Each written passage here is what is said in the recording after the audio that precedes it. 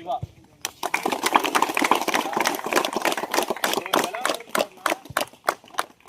India போயிருந்திருப்பார். என்ன போயிருந்திருப்பாரு? India பிளேயரா போயிருந்திருப்பாரு. இவரோட ஆக்சிடென்ட்டுக்கு அப்புறம் இவரால் என்ன பண்ண முடியல, பிளே பண்ண முடியல.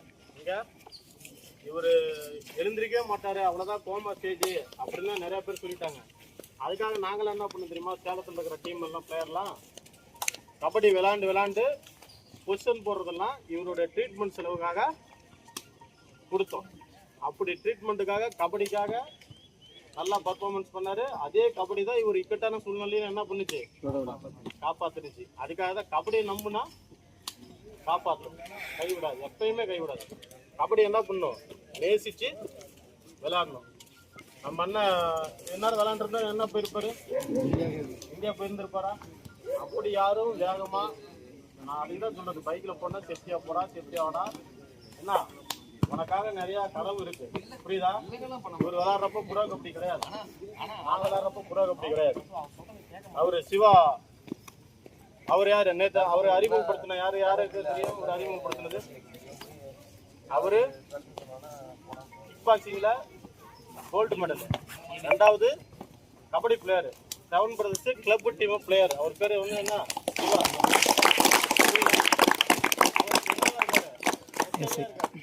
என்னவா இருக்காரு, போலீஸா இருக்காரு. எவ்வளவு பெரிய பெருமை, புரியுதா? நீ எத்தனை பேர் போலீஸ் ஆவீங்க, எத்தனை பேர் இன்கம் டேக்ஸ் போவேன், எத்தனை பேர் புறா கபடி போகணும் எனக்கு தெரியாது. உன்னை நம்பி நீ வந்தீங்கன்னா நான் புறா கபடிக்கா போகணும்னு இங்க ஹார்ட் ஒர்க் பண்ணேன்னா என்ன பண்ணுவேன், போயிடுவேன். ஹார்ட் ஒர்க்குன்னா ஒரு மனுஷன் என்ன பண்ணுவான், அந்த ஹார்ட் ஒர்க்கை பற்றி உங்ககிட்ட அண்ணனும் நண்பரும் சிவா சார், எஸ்ஐ சாரும் உங்க முன்னாடி என்ன பண்ணுவாங்க, பேசுவாங்க. நீங்க என்ன பண்ணோம், கேட்டு அதேபடி நடக்க கற்றுக்கணும், சரியா? அவங்க சொல்லுவாங்க.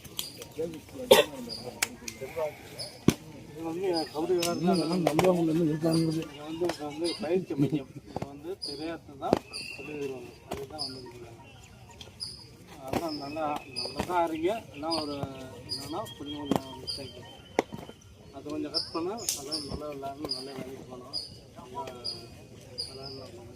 ஃபஸ்ட்டு வந்து டெஸ்டிங் வேணும், நல்லா சொல்லி.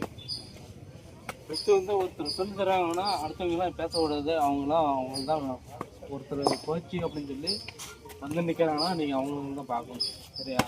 நீங்களும் தனியாக போய் அந்த பேசக்கூடாது, அதான் போகக்கூடாது, தண்டை வரக்கூடாது, சரியா? அப்படி இருந்தால் டெஸ்டிங் டைம் வரணும், அது டைம் போகணும்.